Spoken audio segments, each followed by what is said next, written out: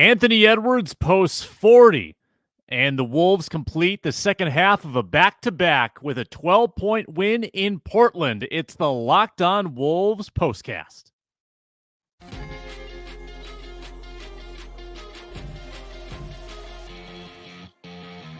You are Locked On Wolves postcast, part of Locked On Minnesota on the Locked On Podcast Network.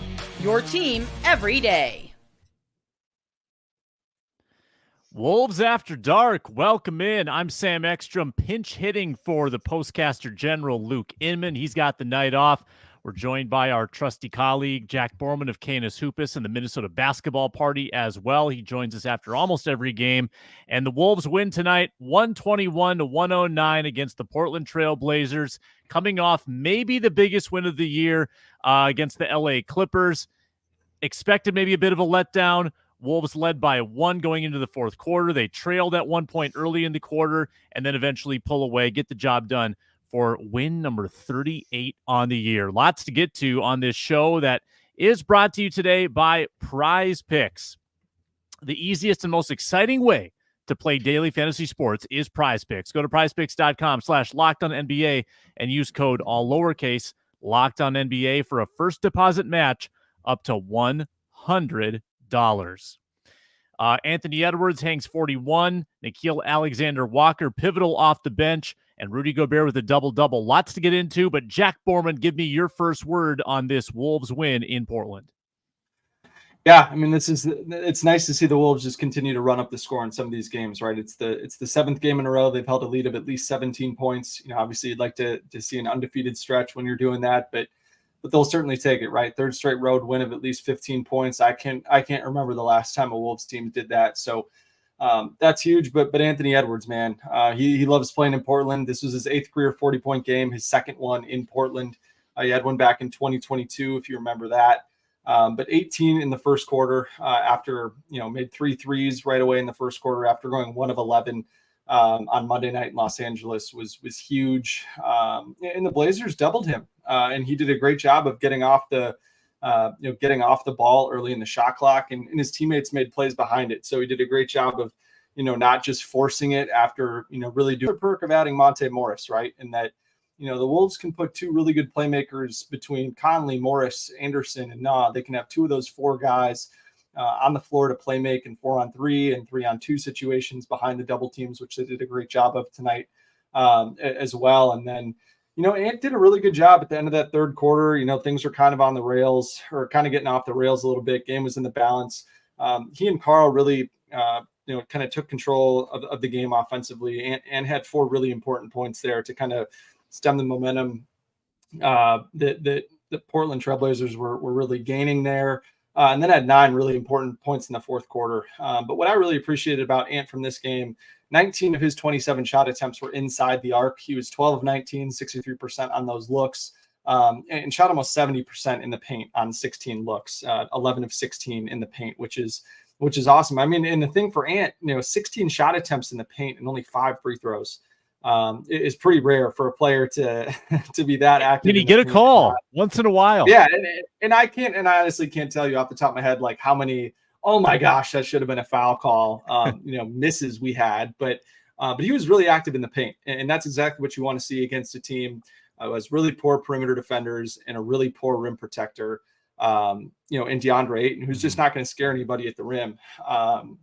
So that's number 1 for me, and then after that, it's got to be Nickeil Alexander-Walker, right? What we saw in that fourth quarter was just incredible. You didn't, Nickeil's been awesome in the fourth quarter this season, really dating back to that kind of Zombies Wolves game and that they almost stole in Boston on the second night of a back-to-back. Yes. If you remember that game, he was huge down the stretch of that one, and it's been awesome ever since. But you didn't think it was going to be that way, right? He fouled on a 3 on Scoot Henderson on the first trip. And then on the next possession, the first offensive possession, he just gave it away, turned it over. But hung in there, had 3 huge corner threes all in a row, and then held Scoot Henderson and Anthony Simons to just 5 points and didn't allow a made field goal to either of those guys in the fourth quarter, which was huge. He was a pivotal part of that 23-6 run from the Wolves from the 10:07 mark to 5:22 to blow this thing open. The Wolves win the fourth quarter by 11 points, 37-26. And what I thought was really important as well about this fourth quarter is that the first two lineups that we've seen in the fourth quarter have been a problem for the Wolves for the last month or so, right? How they start the quarter, and then that first lineup that they kind of bring some starters back into the game has been wonky. But those were the two best lineups that the Wolves had. Of every single lineup combination they had tonight, those were the two best lineups of the game. The first lineup was +6 in the first 4:37 of the quarter, and the second lineup was +15 in 4:31. And the first lineup was Conley, Nah, Slow-Mo, Nas, and Rudy, and then Ant came in for Conley. That was the only change in that second lineup. So really important job for the Wolves to grab hold of this thing in the fourth quarter and really blow them out. After this, people will look and say, oh, this game probably wasn't that close, but this was a really close game for 85-90% of the game before thankfully the Wolves just kind of clamped down and locked in and put this thing away. Yeah. Blazers led by 2 early in the quarter after that foul on the 3, and then it turned into a Luka Garza game by the end of it. The Wolves led with by 3 minutes left. It wasn't just like a last minute. He got some run in there, man. Once Ant got 40, quick hook after Ant got 40 with 3 and change left in the game. Ant scored 18 in the first quarter. And if I were to make a bet at that point, I would have said this is a 40-burger night for Ant, especially with Karl-Anthony Towns in early foul trouble. He wasn't a factor. Not a lot of other offensive help. Rudy Gobert pitching in once again, like you mentioned, not great rim protectors for Portland. Another double-double for Rudy Gobert, his 6th in a row. He continues to shine. And maybe a small benefit of him not going to the All-Star game, he gets a chance to recoup a little bit for this final stretch. But Anthony Edwards, certainly the headline for Minnesota. They win by 12. They're 38-16. They lead the West by a game over OKC, who also won tonight. Anthony Edwards came in questionable with that knee. Looked like it was barking at him a couple times, but did not slow him whatsoever. And this was one of those games where he seemed to gain confidence by seeing shots go in early, the mid-range, the three-point shots, and that sort of fueled his motivation to get to the rim. And that's always when Ant is at his best, when he is willing to get to the rack relentlessly. That's the best version of Ant. He finishes 16 of 27, 41 points, 4 rebounds, 2 assists in the game. But to have let's go back to Nah, because I think he deserves a lot of praise for putting forth a heat check kind of effort. When Jaden McDaniels is off the way he was tonight, held scoreless, to have someone who really resembles him in a lot of ways and is probably a more pure shooter than him is so valuable to have that asset off the bench, isn't it? Yeah, it's huge. I think you could make a real case that Nickeil Alexander-Walker is, not only one of the most underrated, kind of rotation non-starter players in the NBA, but one of the most underrated players, period, in the NBA. There are a lot of defensive metrics this year that would point to Nickeil Alexander-Walker being the Timberwolves' best perimeter defender, which is really impressive on a team that also has Jaden McDaniels and Kyle Anderson, who's done a great job on bigger wings. So for the Timberwolves to be able to, have that guy as a guy coming back as a salary matching piece in the D'Lo Mike Conley trade last year was incredible. The Timberwolves had a choice between Nickeil Alexander-Walker and Rudy Gay. And I think it's fair to say that the Timberwolves chose correctly, and and Chris Finch had a lot to do with bringing Nickeil here, based on the time that they spent together in New Orleans in Nickeil's rookie season. But it's really important. And then what I think is going to be great about Nickeil is he's going to be even more empowered offensively, right? Because he's not going to have to play as much point guard down the stretch of the season now that Monte Morris is here, and Monte Morris too. The player that he's played the most with so far since coming in last night is Nickeil Alexander-Walker. And so it's going to be really fun to see Nickeil just feel more comfortable as a shooter and a guy that can attack off the catch and having to worry a little bit less about running the offense, getting things organized, and can, just play make on the second side rather than having to initiate a lot of offense. And that's where we've seen him be really effective, dating back to the playoffs last season. And so he's already been phenomenal as a pinch hit point guard. In times when Jordan McLaughlin has been effective or Mike Conley's been out. And the way that he can scale his game up or down based on what the Timberwolves need from him on a night-to-night basis, whether it's tonight when Jaden isn't playing very well offensively, or Mike Conley's out, or heck, last night we saw him in Los Angeles. Mike Conley got played off the floor because James Harden was just way too big for him defensively. Nikhil steps in there and helps shut James Harden off. He's just such a malleable player. And for them to have him locked up through next season as well is going to be really, really big for this team, considering all the financial constraints that they have to deal with this, really after this season. Yeah, I think he's a little more valuable than the $2 or $3 million a year that they're paying him. I mean, what a contract! Yep. What a deal. Yeah. That's a great value deal. We'll talk more a little bit about Monte Morris and Rudy Gobert's big game as the Wolves beat Portland. We're still chugging along on the Locked On Wolves postcast. We are presented tonight by PrizePicks. It's demon time on PrizePicks, which is America's #1 fantasy sports app with over 3 million members. You can now win up to 100 times your money with as little as 4 correct picks. You can turn $10 into a nice grand $1,000. Demons and Goblins are the newest and most exciting way to play at PrizePicks. Squares marked with red demons or green goblins get you different payouts. You can now win up to 100 times your money with as little as 4 correct picks. They also have cross sport.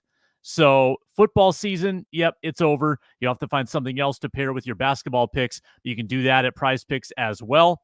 They have an injury insurance policy, which is very unique for DFS platforms. Quick withdrawals, easy gameplay, an enormous selection of player and stat types are what make PrizePicks the #1 daily fantasy sports app. Go to prizepicks.com/LockedOnNBA. Use code LockedOnNBA for a first deposit match up to $100.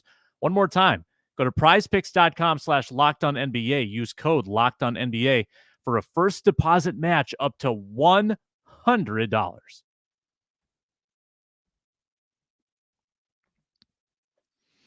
Wolves win by 12. They are now 3-2 on the second half of back-to-backs, Jack. Love that they didn't rest anybody. They had their full complement of players. They are surging into the All-Star break. Really should be 4-1 on the second half of back-to-backs, let's be honest. They should have won the Boston game. The only one where they really got, embarrassed or blown out was at Phoenix relatively early in the season. But let's since you were talking about Monte Morris, the newest Timberwolf going into the break, let's just quickly elaborate on him a little bit. My take is that I'm not really judging anything he does until he's had a little more time, get him after the All-Star break. I remember watching Mike Conley coasting around before last year's All-Star break, being extremely underwhelmed by Mike Conley. And now I love the guy. I think that you need a little bit of acclimation, and let's let Monte Morris get that. He did hit a couple nice jumpers in the Clippers game, went 0 for 3 tonight in 12 minutes. But I guess I'm not really expecting his best self yet. Let's see what he does in a couple weeks. Yeah, I think a lot of people also have to keep in mind, right? He had a right quadricep strain. They kept him out for the first 43 games of the season, the first 3 months of the season, right? So he's I think last night was the most minutes he's played in a game so far this season. And tonight, second night of back-to-back, only played 11 minutes, 33 seconds. So they're really going to try to just manage his minutes and not try to put too much on him. I think the last thing they want to do is re-aggravate that injury in any capacity. So I think Timberwolves fans absolutely need to have some grace with him, just because he's not in playing shape, right? I think we can always talk about, even if you're not playing, you can still work out, get into playing shape. You can't get into basketball shape without playing live NBA action basketball. It's just not possible.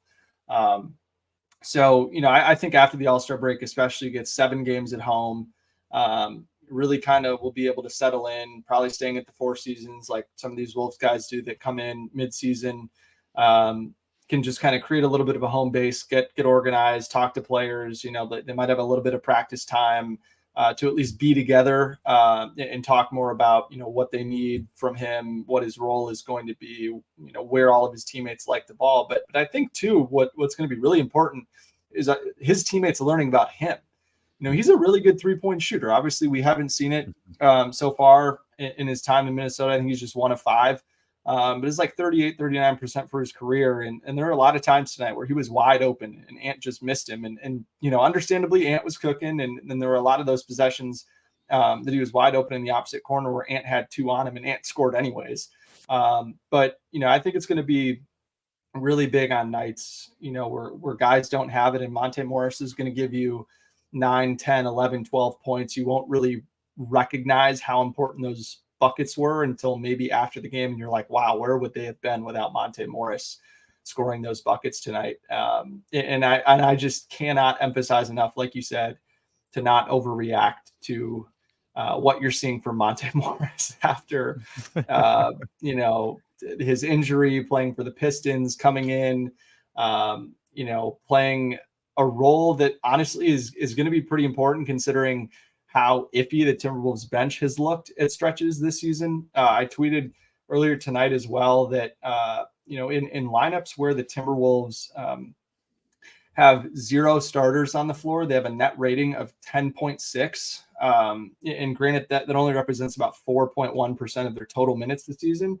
But, if you look at, with 1 starter on the floor, net rating of plus 3.1. And then with 2 starters on the floor, almost 22% of their minutes, they have a net rating of just plus 2.0, right? And so when you consider that, that's almost more than a fifth of the minutes that they're playing.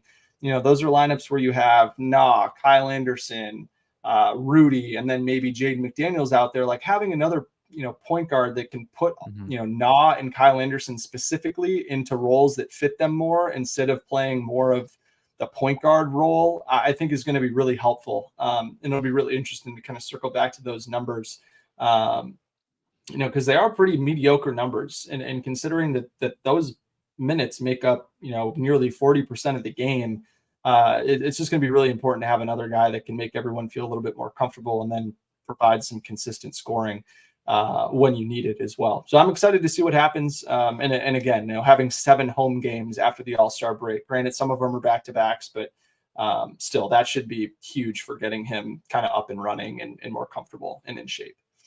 Yeah, no doubt. A lot more back-to-backs in the second half of the season as well. So if you do need to take some, this was your 5th of the year, which is one of the fewest numbers in the NBA. Before our next break, I do want to get your take on Gobert's game. It seems like he's cooking right now, right? Like he had a couple possessions tonight where he kind of lost his mind and tried to, do something that Rudy shouldn't do, shoot from like 8 feet away. But I think that defensively, he is off the charts. I mean, even, tonight, impacting shots, affecting driving lanes with that long reach. Last night, he was incredible. I mean, seeing Rudy thrive in a back-to-back situation is just so heartening for this team. His health seems to be in a really good place. Now he gets the All-Star break. I mean, the arrow is still pointing up now, almost 54 games into the season. Yeah, no question about it. I think if there's anything that this season has taught us, it's that Rudy Gobert was not healthy at all last season, right? And that he's just a completely different player. Obviously, is so much more confident now in a system that's totally built around him defensively. Obviously, understands all the verbiage now. And I think more importantly, other players kind of understand how to play with him and how to, understand where Rudy is on the floor and how that changes what their job needs to be while they're out there, which is really important. And I mean, tonight, again, the Portland Trailblazers coming into this game, worst team shooting at the rim, 58%. Tonight, they shot 51% on 37 shots at the rim. So Rudy did an awesome job of deterring guys. And then even in that short mid-range, right? I've talked about it a lot with Luke this season. Timberwolves do a great job of stopping other teams short of getting to the rim and forcing them into this short mid-range area. They were just 27% in that area this season. And for the, just for the folks at home, the NBA average for a team in that area is 44%. So holding them 17% below average there is pretty huge. And a huge hat tip to Rudy. And then for him to be able to give you 16 points, obviously he's done a really good job this season of really bullying opposing centers that aren't strong rim protectors, or, in situations where he feels he has a mismatch. He has not been shy about backing guys down, turning around, dunking on them, and being really aggressive. on the offensive glass, right? 6 offensive rebounds tonight as part of his 15 rebounds. And he was a huge part of the Wolves ending up having 12 offensive rebounds for 17 second chance points, especially on a night where your offense is kind of for a lot of the game. Those are really important points, and he just had a lot of activity too, right? Only 6 offensive. I mean, he had 6 offensive rebounds, but the activity that he had, him and Duop Reith were just going at it in the paint. And even if Rudy's occupying, 2 Portland players that are trying to keep him off the glass, that creates open opportunities for guys like Ant, Carl, Naz, Slow-Mo to all come. Nikhil is a great, long rebound, offensive rebounder. So Rudy draws a lot of attention. So even though, those 6 are the only ones that he gets credit for, there are so many more offensive rebounding opportunities that he creates with his activity. And then everything else he does with, setting great screens, got called for an illegal screen, which, we saw that so much with Karl Anthony Towns before Rudy Gobert got here. And now whenever you see a moving screen from Rudy Gobert, you're just so surprised because every screen he sets is just money and creates just a runway for Anthony Edwards or to get all the way to the rim or pull up in the mid range or Mike Conley to get in that kind of handoff give and go where he just will keep flipping the screen until Mike gets it how he wants it and then can pull up for an open 3 or get the ball moving and get the defense in rotation. So another great game for Rudy, and he's been phenomenal in setting a business-like professional tone, not only against bad teams or low energy spots, I guess, where it's just natural, for a really good team to not take the game as seriously. He has always brought a really concerted focus and effort to these games to make sure that, the Timberwolves have, not repeated what happened last season. And when I think they were they might've been even below 500 against teams that were under 500, and then this season against below 500 teams, they're 15-5, which is pretty good. It's honestly, shockingly, that is the 5th best record in the Western Conference so far this season. So they definitely could be better when you think about some of the games that they've lost here, especially recently. But again, after what we saw last season, you can't really complain about 15-5 in any subset of games. So, great job from Rudy. And it's been really fun to see him set the tone on both ends of the floor in these types of games. Yeah. After this, I will ask Jack if he is willing to back off his comments from last week's Minnesota basketball party. That's coming up on tonight's Locked On Wolves postcast, which is brought to you by BetterHelp. Sometimes we need the opportunity to take something off our chest, whether it's big or small. Certain things can get to you. It's important to let those things out to somebody who's unbiased in your life. And here, in the sports talk realm, we worry about a lot of things about sports. I worried about the Timberwolves in the 4th quarter. I ranted about it. I care deeply about it. But therapy, you might have bigger problems than your favorite sports team and their problems. And it's important to get those things off your chest every once in a while. So if you're starting or thinking of starting therapy, give BetterHelp a try. It's entirely online, designed to be flexible and suited to your schedule. Visit BetterHelp.com/LockedOnNBA to get 10% off your first month. That's BetterHelp, HELP.com/LockedOnNBA.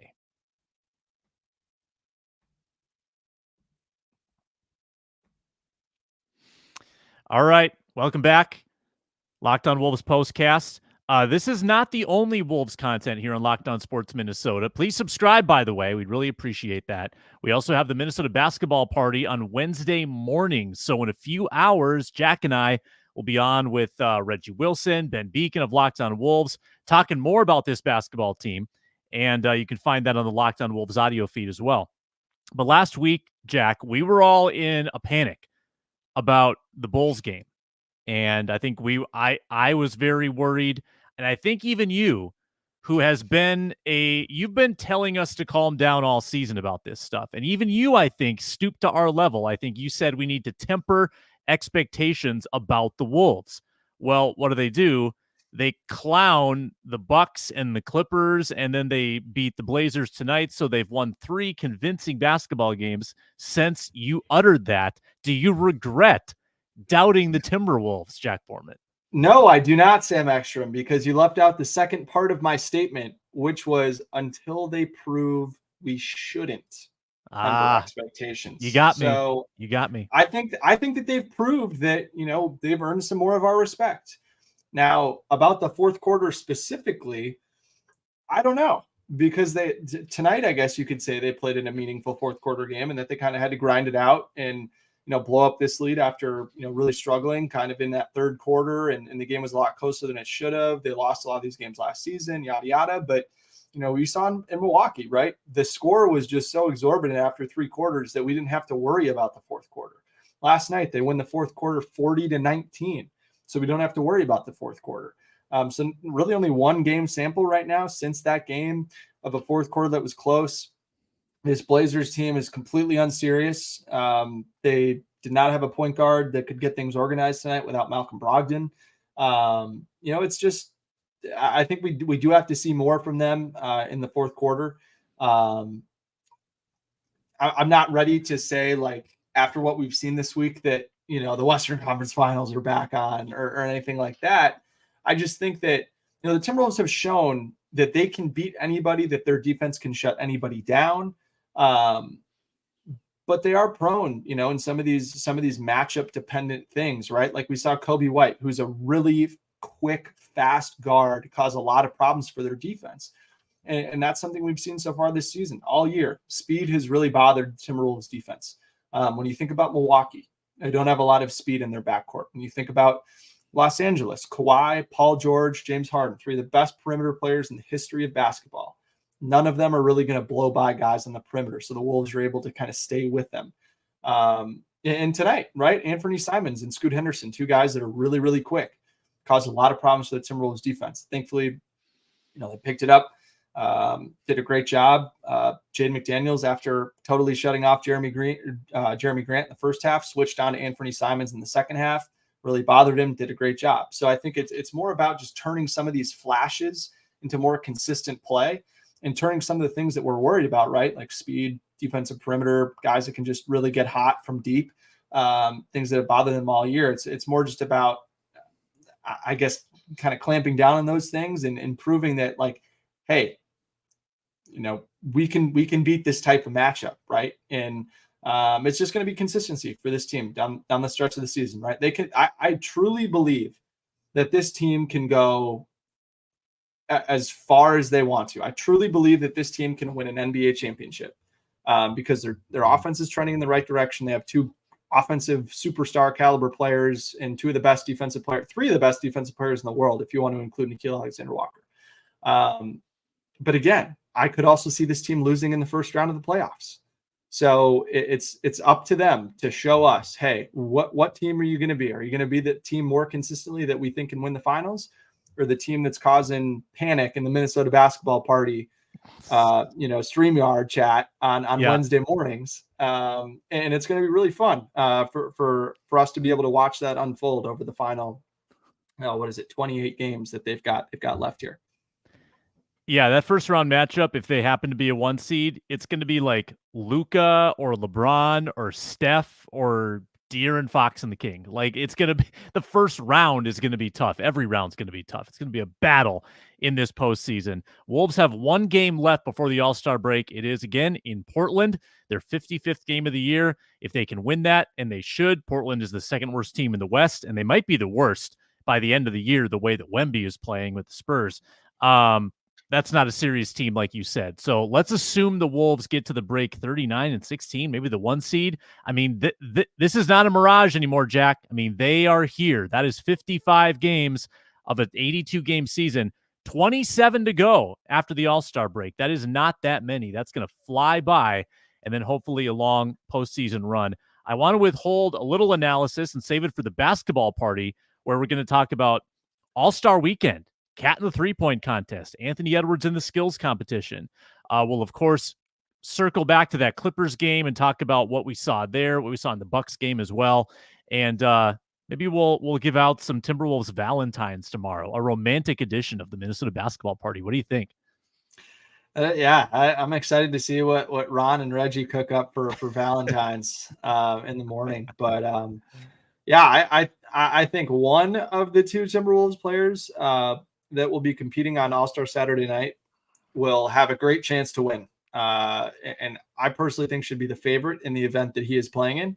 And the other one, I don't think will do much of anything. So I think we'll talk a little bit more about that tomorrow. Tease. But yeah, I think you've got to be really pleased with where the Timberwolves are heading into the break, assuming they don't have any major letdowns. I think like in an average season, when you look at what the Timberwolves defensive rating is, net rating is, this is a team that would win 60 games more often than not based on the numbers. And right now, I don't know what the pace is off the top of my head. I'll work on that. It's certainly north of 53, 54 games. But again, like, hey, all that stuff is really important in the context of, playing an 8 seed that has to go through the play-in tournament and, is probably a little bit worn down from one or potentially two pretty grueling games is way different than falling to third or fourth and having to play Phoenix or Sacramento in the first round. And so I think it's just going to be about maintaining that level of focus and not letting your focus drift outside of those 4 white lines every single night. And it's a team that can rattle off 8, 9, 10 wins in a row. We've seen it already this season. It's just going to be really imperative that they stack another winning streak here to kind of pull away from the pack. You can see that they're trying, right? I think they're 1.5 games up now, or 1 game up on Oklahoma City if Oklahoma City won tonight. Yeah, they did. And so I think it's just going to be important. Hey, can you get a 2-game lead? Can you turn a 2-game lead into a 3-game lead? Those types of things. So, but you got no complaints from me. I think I predicted they'd be the second best team in the West at the start of the season. And you would have looked at their pregame or their preseason odds to get all the way to the 1 line. And I can't complain one bit with how that prediction has turned out. So it's been a lot of fun and going to be a really fun stretch run here. 58 win pace as they stand right now. That would match the 2003-2004 team. We got to beat that. Got to beat it. 60. They can do it. I'm hungry. Locked on Wolves postcast not going anywhere. Back on Thursday. Minnesota basketball party tomorrow. Here on Locked On Sports Minnesota. Please subscribe or hear this show on the Locked On Wolves audio feed. He's Jack Borman, Canis Hoopus. I'm Sam Ekstrom here at Locked On Sports Minnesota. Thank you for staying up late past midnight with us. Go to bed, you sickos, and tune in next time to the Locked On Wolves postcast. Later.